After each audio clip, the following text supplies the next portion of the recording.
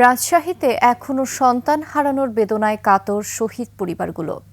আর সুচিকিৎসা না পেয়ে আহতদের অনেকেই বয়ে বেড়াচ্ছেন দুঃসহ স্মৃতি। তাদের অনেকের প্রশ্ন, ন্যায় বিচারের সেই গন্তব্য কোথায়? হাসান আল মবিনের ক্যামেরায় রাজশাহী বিভাগীয় প্রতিনিধি বদরুল হাসান লিটনের তথ্য ছবিতে দেখুন ডেস্ক রিপোর্ট।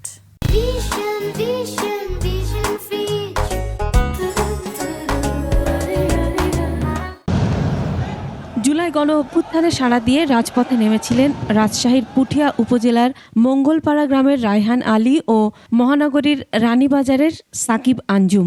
প্রতিদিনের মতোই ছিলেন আন্দোলনের প্রথম সারিতে। কিন্তু ৫ আগস্ট সাগরপাড়া কল্পনার মোড়ে ফ্যাসিবাদী সন্ত্রাসীদের গুলিতে গুরুতর আহত হন রায়হান।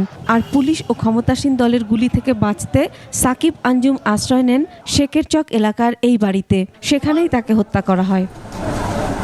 সন্তান হারানোর বেদনা বুকে নিয়ে পরিবারগুলোর একটাই চাওয়া, আঞ্জুম, রায়হান সহ দেশের সকল হত্যার সুষ্ঠু বিচার। সাকিব একটু ইনজুরি হয়েছে, গুলি লেগেছে, কিন্তু আমার ছেলে ওইখানে বাড়িতে ঢুকে আটকা পড়েছিল, ওইখানে মৃত্যুবরণ করেছে অতিরিক্ত রক্তক্ষরণের জন্য। রাষ্ট্রের কাছে আমার একটাই দাবি, আমার ছেলের উপযুক্ত বিচার চাই আমি, এবং তাদের যে ফাঁসি হয়।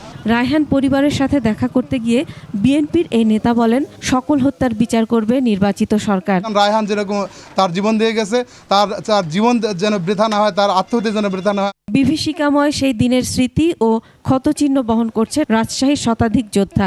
এখনও চিকিৎসাধীন রয়েছে ৪১ জন। তাদের অনেকেরই মেলেনি সুচিকিৎসা। প্রত্যেকদিন কোনো না কোনোবার আমার এই রগগুলো একদম ফুলে যায়, আমি ঠিক করে কথা বলতে পারি না, ঠিক করে তাকাতে পারি না। আরও উন্নত চিকিৎসা প্রয়োজন। আমারটা এখনও থেরাপি চলেই, কিন্তু থেরাপিতে তো কাজ হচ্ছে না। আমি তো বাঁচা কথা না, লাস্টে যেভাবে হোক আইসিইউতে 20 দিন ছিলাম, দিয়ে আমাদের প্রায় 25-30 লক্ষ টাকা খরচ। এটা আমার নিজেদের টাকা খরচ। প্রশাসন এখনও তেমন ওদের উপরে চাপটা দিচ্ছে না, ওদেরকে অ্যারেস্ট করছে না, ধরছে না। এই কারণে আমরা অনেক ভয়ের মধ্যে আছি। জুলাই আগস্ট গণ অভ্যুত্থানে তরুণরা যে ঐক্য শিখিয়েছে, তা থেকে সবাইকে শিক্ষা নেওয়া প্রয়োজন বলে মনে করেন রাজনৈতিক নেতারা। সবারই সহযোগিতা আছে, কিন্তু উদ্যোক্তা ছিল বাচ্চারা। মানুষের মৌলিক অধিকার নিশ্চিত হবে, মানুষ খেয়ে পড়ে সুখে শান্তিতে বসবাস করবে, এরকম একটা বাংলাদেশ আমরা চেয়েছিলাম। সংস্কার, বিচার, নির্বাচন কোনো কিছুতেই আমরা ঐক্যবদ্ধ বাংলাদেশকে দেখতে পাচ্ছি না। বোয়ালিয়া থানায় রায়হান হত্যায় 50 ও সাকিব হত্যায় দায়েরকৃত মামলায় 42 জনের নাম থাকলেও উল্লেখযোগ্য কোনো গ্রেফতার নেই। আসামিদের দ্রুত গ্রেফতারের দাবি ভুক্তভোগী পরিবারের।